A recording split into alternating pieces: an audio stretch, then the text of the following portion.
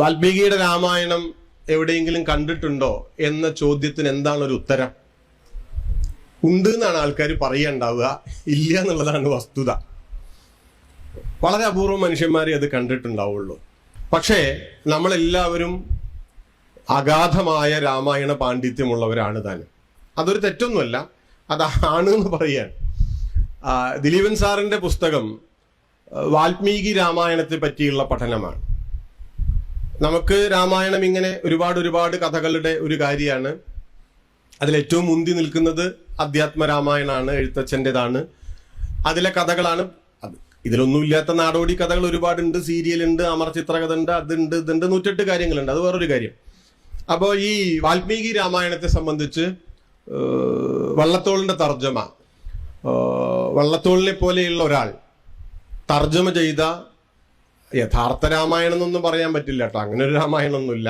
വാൽമീകി രാമായണത്തിന്റെ അതിന്റെ ഒരു ടെക്സ്റ്റ് ഉണ്ടല്ലോ, ആ ടെക്സ്റ്റിനെ അധികരിച്ചുകൊണ്ടുള്ള ഒരു പഠനം വളരെ പ്രാധാന്യമർഹിക്കുന്ന ഒന്നാണ്.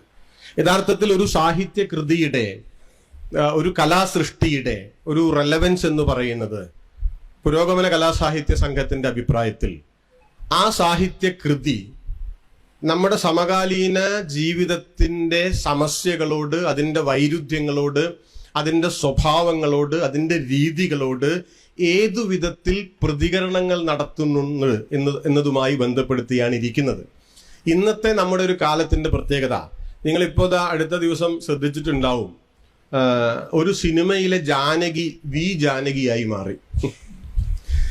1000-2000 കൊല്ലം മുമ്പേ ഒരാള് തന്നെയാണോ എന്നറിയില്ല, പല ആളുകളായിരിക്കാം, എഴുതിയിട്ടുള്ള ഒരു കഥയിലെ ഒരു കഥാപാത്രം ആ കഥ രൂപപ്പെട്ട കാലത്തിന്റെ സാമൂഹ്യ സാഹചര്യങ്ങളെല്ലാം മാറി മറിഞ്ഞ് നൂറ്റാണ്ടുകൾക്ക് ശേഷം പുതിയ പ്രശ്നങ്ങൾ, പുതിയ സങ്കീർണതകൾ, പുതിയ വൈരുദ്ധ്യങ്ങൾ, പുതിയ സങ്കല്പങ്ങൾ, പുതിയ സ്വപ്നങ്ങൾ എല്ലാം ഉണ്ടായി കഴിഞ്ഞിട്ടുള്ള ഒരു സമൂഹത്തിലെ മനുഷ്യരുടെ ജീവിതത്തെ നിയന്ത്രിച്ചു കൊണ്ടിരിക്കുകയാണ്. അതിലിങ്ങനെ വന്ന് തൊട്ട് പോയിക്കൊണ്ടിരിക്കുകയാണ്. അതാണ് അതിന്റെ ഒരു. അല്ലെങ്കിൽ നമുക്ക് രാമായണം ഇപ്പൊ വായിക്കേണ്ട കാര്യമൊന്നുമില്ല. അപ്പൊ നമ്മളിതിനെ വാസ്തവത്തിൽ രാമായണത്തെയും ഹോമറിന്റെ ഇലിയഡിനെയും ഒക്കെ ഒന്ന് ബന്ധപ്പെടുത്തി ആ പഠനങ്ങളൊക്കെ ഒന്ന് നടത്തേണ്ടതാണ്. ഇപ്പോ ഏറെക്കുറെ സമാനമായ ഒരു രീതിയിൽ 2500 വർഷങ്ങൾക്ക് മുമ്പ് എഴുതപ്പെട്ട ഒരു കൃതിയാണ് ഹോമറിന്റെ ഇലിയഡ്. ചിലപ്പോൾ വർഷത്തിലൊക്കെ ഒരു തർക്കം ഉണ്ടാവാം.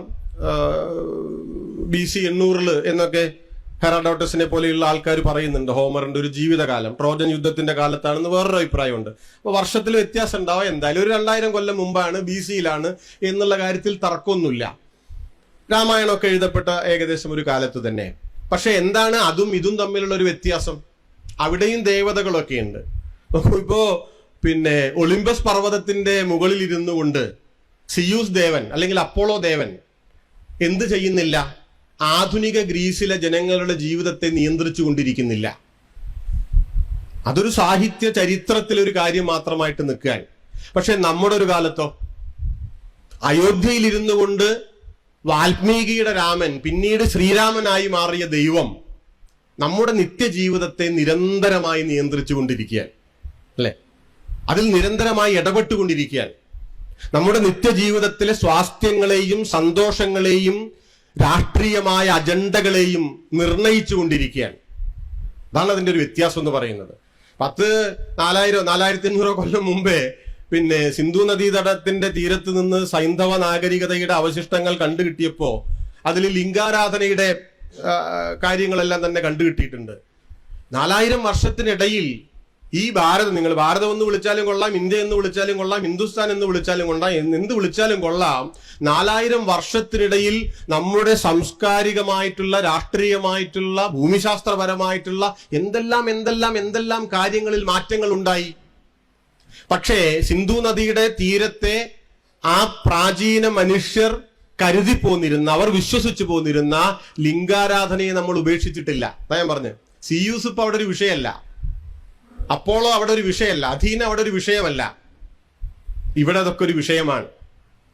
അത്തരമൊരു സാഹചര്യമാണ് നിലനിൽക്കുന്നത്. നമ്മൾ ഒന്ന് മനസ്സിലാക്കണം. ഇപ്പോ രാമായണത്തിന്റെ, ഞാൻ നേരത്തെ പറഞ്ഞതുപോലെ നിരവധി രാമായണങ്ങളുണ്ട്.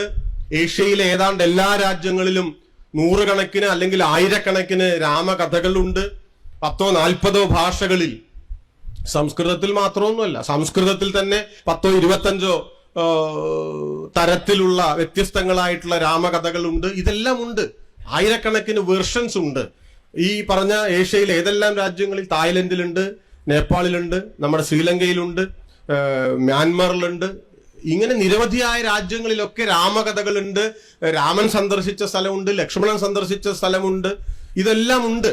അപ്പൊ അതൊരു വിസ്താരമേറിയിട്ടുള്ള കഥകളുടെ ഒരു ഭണ്ഡാരത്തിൽ നിന്ന് ക്രിസ്തുവിന് മുമ്പ് 2-ാം നൂറ്റാണ്ടിലോ 3-ാം നൂറ്റാണ്ടിലോ ഒക്കെ ജീവിച്ചു എന്ന് കരുതപ്പെടുന്ന വാത്മീകി അദ്ദേഹത്തിന്റെ ഒരു കഥ അദ്ദേഹത്തിന് പറ്റുന്ന രൂപത്തിൽ മെനഞ്ഞെടുത്തതാണ് വാസ്തവത്തിൽ രാമായണം എന്ന് പറയുന്നത്. ആ രാമായണത്തിൽ ശ്രീരാമനില്ല, രാമനാണുള്ളത്. പിന്നീട് നമ്മൾ ഇന്ന് കാണുന്ന ഈ അധ്യാത്മ രാമായണവും അതിന്റെ ഭക്തിയുമായി ബന്ധപ്പെട്ട കാര്യങ്ങളുമെല്ലാം എങ്ങനെ ഉണ്ടായി എന്ന ഒരു ചരിത്ര രാമകഥയുടെ, രാമായണത്തിന്റെ ഒരു ചരിത്ര സഞ്ചാരത്തെ പറ്റി പഠിക്കുക, മനസ്സിലാക്കുക എന്നത് ഇന്നത്തെ രാഷ്ട്രീയ സാഹചര്യങ്ങളെ, സാമൂഹ്യ ജീവിതത്തെ മനസ്സിലാക്കാനുള്ള മുന്നുപാധികളിൽ ഒന്നായി ഒരുപക്ഷെ ദൗർഭാഗ്യത്തിന് മാറിയിട്ടുണ്ട് എന്ന് നമ്മൾ മനസ്സിലാക്കണം. അല്ലെങ്കിൽ അത് വിടാമായിരുന്നു. പക്ഷെ വിടാൻ കഴിയാത്ത ഒരു സാഹചര്യം വന്നതിന്റെ കാര്യം ഇതാണ്. എങ്ങനെയാണ് ഈ അധ്യാത്മ രാമായണമൊക്കെ വന്നത്?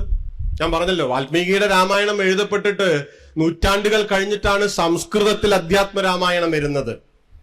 സംസ്കൃതത്തിൽ അധ്യാത്മ രാമായണം വരിക എന്ന് പറഞ്ഞാല് വാൽമീകിയുടെ രാമായണം അധ്യാത്മ രാമായണമല്ല എന്നല്ലേ അതിന്റെ കാരണം.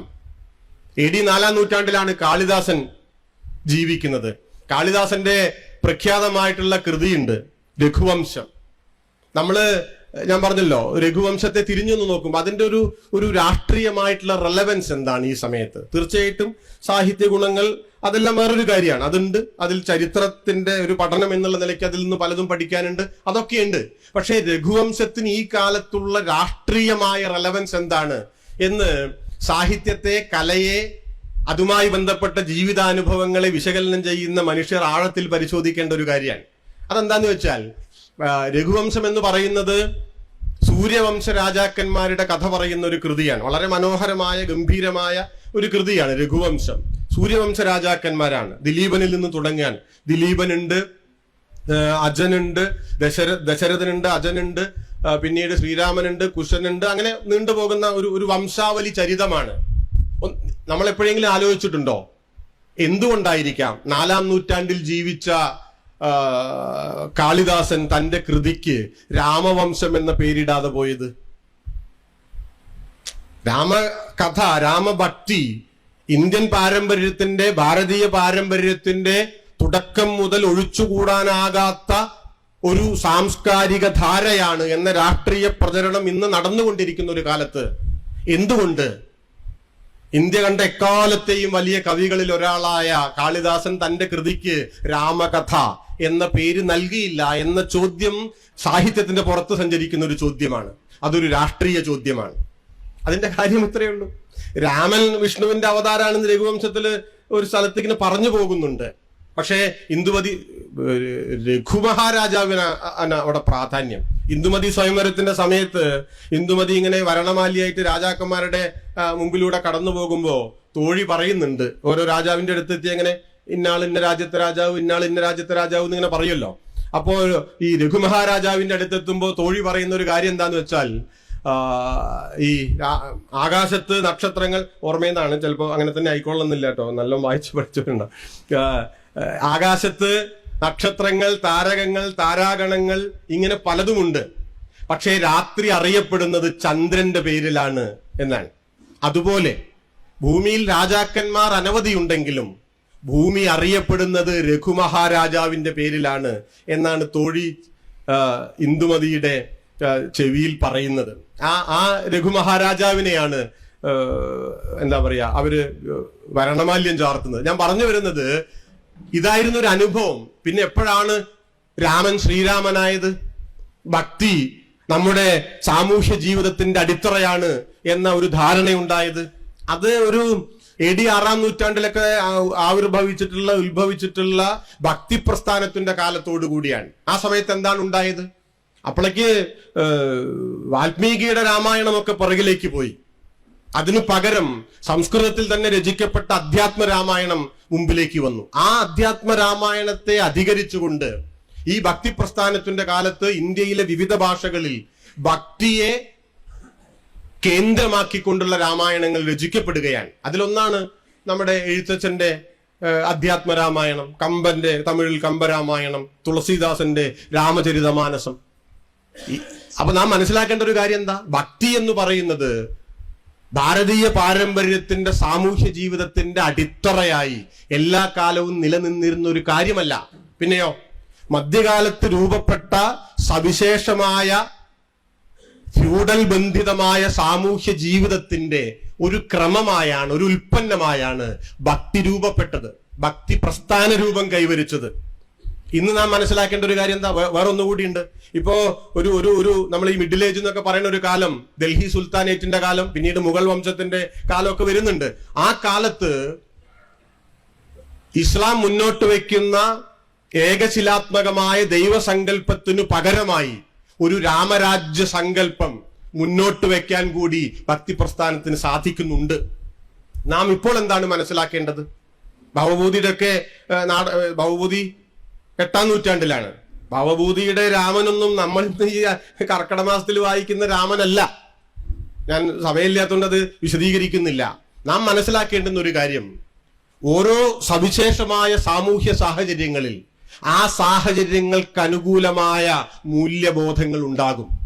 ഭക്തി എന്ന് പറയുന്നത് ആധുനികമായ സാമൂഹ്യ ജീവിതത്തിനെ സഹായിക്കുന്ന, അതിനെ മുന്നോട്ട് നയിക്കാൻ ഉപകരിക്കുന്ന ഒരു മൂല്യവ്യവസ്ഥയല്ല. മറിച്ച് അത് ഒരു ഫ്യൂഡൽ സാമൂഹ്യ ബന്ധങ്ങളുടെ അതിന്റെ അകത്ത് ഉണ്ടാകുന്ന ഒരു മൂല്യമാണ്. ആ കാലം പോയി. ആ കാലത്തിന്റെ സാമൂഹ്യ പ്രശ്നങ്ങളില്ലാതെയായി.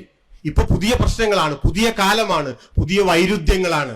ഈ പുതിയ കാലത്ത് പഴയ സാമൂഹ്യ ബന്ധങ്ങളുടെ ഉൽപ്പന്നമായിട്ടുള്ള ഒരു കാര്യത്തിന്, ഒരു ഉൽപ്പന്നത്തിന് എന്തു കാര്യം എന്ന് ചോദിക്കണ്ടേ?